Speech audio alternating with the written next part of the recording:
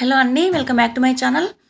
ఈరోజు మనం ఈ వీడియోలో మరి తెలుసుకోబోయేది ఏంటంటే 2024లో చిన్న కర్తరి అలాగే పెద్ద కర్తరి అంటే నిజ కర్తరి అంటారు కదా, డొల్లు కర్తరి నిజ కర్తరి ఎన్ని రోజులు, గురు శుక్ర మౌఢమి ఎన్ని రోజులు, అలాగే ఎప్పటి నుంచి ఎప్పటి వరకు ఉన్నాయి అనే విషయం అనేది తెలుసుకుందామండి. నేను పంచాంగం ప్రకారం స్క్రీన్ షాట్ ద్వారా మీకు డీటెయిల్స్ మొత్తం చెప్తాను. అలాగే చిన్న కర్తరి రోజుల్లో పెద్ద కర్తరి రోజుల్లో ఏమేం పనులు చేయాలి అనేది కూడా చెప్తాను.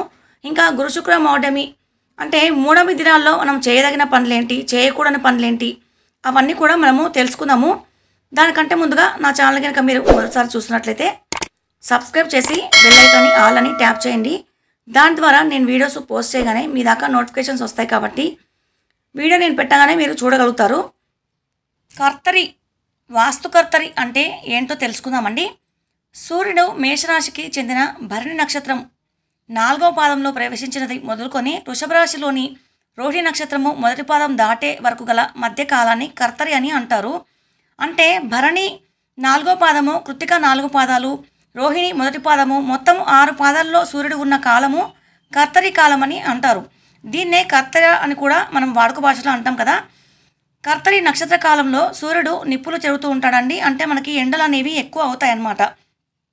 అంటే మేషరాశిలో మళ్ళీ వృషభ రాశిలో మనకి సూర్యుడు ఉంటాడు కాబట్టి ఎక్కువ ఎండలు అనేవి మనకి వస్తాయి. అలాగే సూర్యుడు భరణి నక్షత్రం ప్రవేశించిన రోజునే డొల్లు కర్తరి ప్రారంభమవుతుంది. అంటే దీన్నే చిన్న కర్తరి అని కూడా అంటారు. సూర్యుడు కృత్తిక నక్షత్రం మొదటి పాదంలో ప్రవేశించే రోజుతో డొల్లు కర్తరి అంతమై నిజ కర్తరి అనేది ప్రారంభమవుతుంది. అంటే పెద్ద కర్తరి అనేది ప్రారంభం అనేది అవుతుందన్నమాట. రోహిణి నక్షత్రం 2వ పాదం ప్రవేశంతో కర్తరి త్యాగం అనేది జరుగుతుంది. అంటే అప్పటికి కర్తరి అనేది అయిపోతుంది. కర్తరిలో ఏం పనులు చేయకూడదో తెలుసుకుందామండి. చెట్లు నరకడము, నార తీయడము, అలాగే వ్యవసాయం ఆరంభించడము అంటే నాట్లు వేయడము, ఎండాకాలం కాబట్టి ఎలాగూ ఏరు, విత్తనాలు చల్లడము, అలాగే భూమిని త్రవ్వడము అంటే పునాదులు కూడా తవ్వకూడదు, తోటలు వేయడము, చెరువులు బావులు త్రవ్వించడము, కొలనులు తవ్వడము, కొత్త బండి కొనడము, అధిరోహించడం అంటే కొత్త బండి కొన్నా కానీ పక్కన పెట్టి మేము ఈరోజే ప్రారంభిస్తామని ప్రారంభించకూడదు అనమాట. అంటే అసలు కొత్త బండి వాడకూడదు. నూతన గృహ నిర్మాణం చేయడము అంటే చెప్పాం కదండి, శంకుస్థాపన అనేది చేయకూడదు. పాత గృహాలను బాగు చేయడము అంటే పాత వాటిని కూడా మనము బాగు చేయకూడదు. గృహ నిర్మాణ పనులు అనేవి అసలు ముట్టుకోకూడదండి ఈ కర్తరి దినంలో. మరి కర్తరిలో ఏం చేయొచ్చు అంటే ఉపనయనము, వివాహము, యజ్ఞము, మండపాదులు కట్టడము అలాంటివి చేయొచ్చట. అంటే ఇవి కూడా చేయకూడదు అసలైతే. కానీ కొంతమంది మనకి అవసరము తప్పదు, ముహూర్తాలు లేవు అనుకుంటే మీ పురోహితుని అడిగి మీరు ఉపనయనం కానీ వివాహం కానీ యజ్ఞాలు యాగాలంటే అవి కొంతమంది కావాలని కల్పించుకొని చేస్తారు కదా. ఈ వివాహ ముహూర్తాలు, ఉపనయన ముహూర్తాలు మాత్రం మనకి ఇష్టమే మనం పెట్టించుకుంటాం కాబట్టి పురోహితుని అడిగి కనుక్కొని పెట్టించుకోండి. ఇవన్నీ మరి కర్తరి దినముల్లో చేయకూడని పనులు, చేయదగిన పనులు. మరి కర్తరి ఎప్పటి నుంచి ఎప్పటి వరకు ఉంది 2024 అనేది తెలుసుకుందాము. స్క్రీన్ షాట్ ద్వారా నేను చెప్తాను. అలాగే గురుమౌఢమి, శుక్రమౌఢమి దినములు కూడా ఎప్పటి నుంచి ఎప్పటి వరకు ఉన్నాయనేది కూడా తెలుసుకుందాం. కర్తరి నిర్ణయం 4వ తారీఖున 5వ నెల అంటే మే 4వ తారీఖు నుంచి చైత్ర బహుళ ఏకాదశి శనివారం నుండి చిన్న కర్తరి ప్రారంభం అండి. 11/5/2024 వరకు ఉంది. వైశాఖ శుక్ల చవితి శనివారం నుండి పెద్ద కర్తరి అంటే నిజ కర్తరి. ఈ సమయాన్నే మనము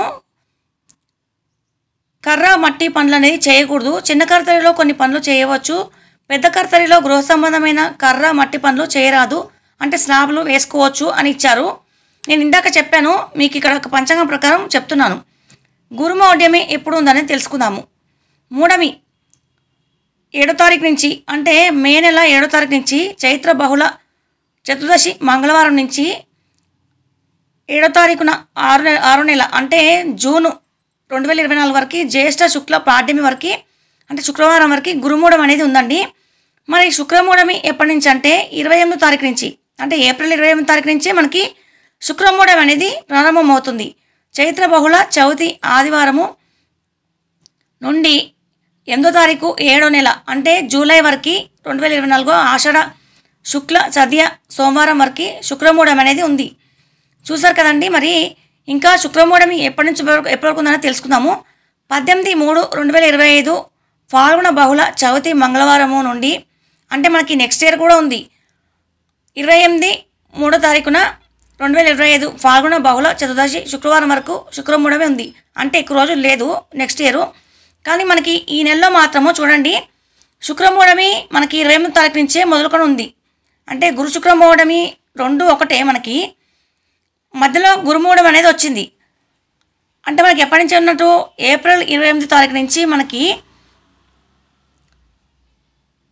ఇప్పుడు గురుమూఢమి జూన్ వరకు ఉంది కదా, జూలై వరకు మనకి శుక్రమూఢమి అయిపోతుంది. కాబట్టి జూలై వరకు ముహూర్తాలు అనేవి లేవండి, మీరు గుర్తుపెట్టుకోండి. అంటే ఏప్రిల్ లాస్ట్ నుంచి మే, జూన్, జూలై ఈ 3 నెలలు మనకి ముహూర్తాలు అనేవి లేవు. కాబట్టి మీరు తొందరపడి నేను మీకు గృహప్రవేశ ముహూర్తాలు, అలాగే గృహారంభ గృహప్రవేశ ముహూర్తాలు, ఇంకా వివాహ ముహూర్తాలు, అలాగే ఏప్రిల్ క్యాలెండర్ నేను ఇచ్చాను. మీరు మార్చి ఏప్రిల్లోనే మీరు వివాహ ముహూర్తాలు కానీ అవి కానీ తొందరగా పెట్టించుకొని చేయించుకోండి. ఎందుకంటే 3 నెలలు లేవు. ఆగస్టులో కూడా ఎక్కువ ముహూర్తాలు లేవని అంటున్నారు. ఆగస్ట్ తర్వాత కూడా ఎక్కువ ముహూర్తాలు లేవట డిసెంబర్ వరకు. కాబట్టి మీరు తొందరపడండి. ఉపనయనాలు కానీ, వివాహాలు కానీ, శంకుస్థాపనలు కానీ, గృహప్రవేశాలు కానీ మీరు తొందరగా చేయించుకొని ఈలోపు మీరు పూర్తి చేసుకోండి. మూఢంలో చేయకూడని పనులేంటో చూద్దామండి. వివాహాది శుభకార్యాలు జరపకూడదు, అలాగే లగ్నపత్రిక కూడా రాసుకోకూడదు, వివాహానికి సంబంధించిన మాటలు కూడా మాట్లాడకూడదు. అంటే పెళ్లి చూపులు ఏర్పాటు చేయడం కానీ, మామూలుగా మాట మంత్రి చేస్తారు కదా, అవి కూడా మాట్లాడుకోకూడదు. పుట్టు వెంట్రుకలు కూడా తీయించకూడదండి పిల్లలకి. అలాగే గృహ శంకుస్థాపనలో చేయరాదు. ఇంటికి సంబంధించిన శంకుస్థాపన అనేది చేస్తారు కదా, అవి మాత్రం ఈ 3వ దినాల్లో అస్సలు చేయకూడదు. ఇల్లు మారకూడదు. అంటే అద్దె ఇల్లు మారడానికైతే పర్వాలేదని కొన్నిసార్లు అయితే అంటారు, కానీ మారకపోవడమే మంచిదండి 3వ రోజుల్లో. ఉపనయనం చేయకూడదు. అంటే మగపిల్లలకు ఒడుగు చేస్తారు కదా, అవి కూడా చేయకూడదు అనమాట.